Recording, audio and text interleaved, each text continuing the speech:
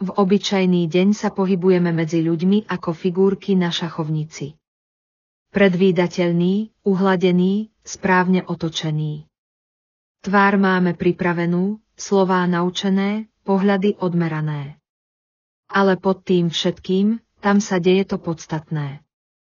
Tam vzniká mlčanie, ktoré kričí hlasnejšie než výkrik.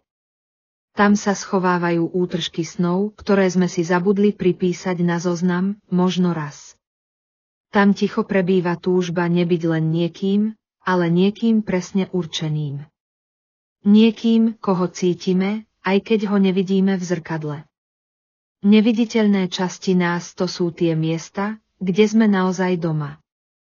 Často ich obchádzame, lebo nevidieť ich je jednoduchšie.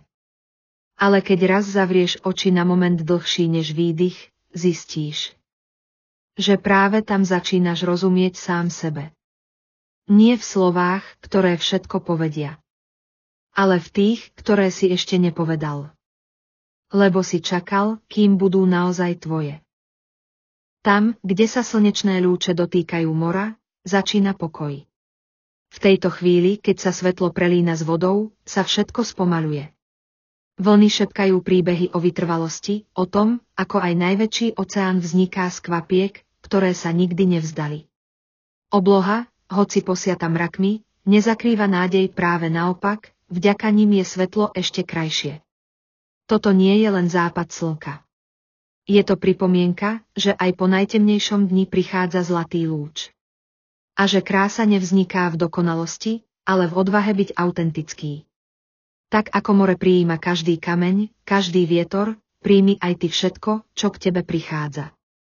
Lebo práve to ťa tvaruje. A raz, keď sa obzrieš späť, uvidíš, že si žiaril presne ako tento západ slnka. Strážci vrcholov.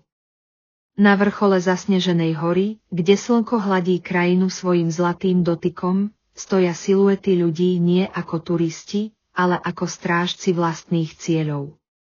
Každý krok, ktorý ich priviedol až sem, bol dôkazom odhodlania, trpezlivosti a viery, že aj tie najstrmšie svahy sa dajú zdolať.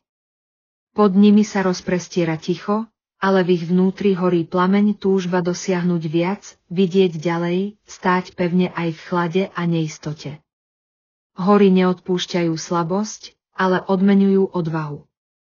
A práve tu, na hrane medzi nebom a zemou, si človek uvedomí, že skutočný vrchol nie je len v nadmorskej výške, ale v sile ducha.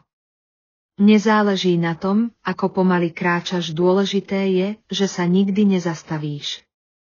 Každý výstup začína rozhodnutím. A každý vrchol čaká na toho, kto sa nebojí výšok. Pre viac podobnej tvorby daj like, odber a zdieľaj.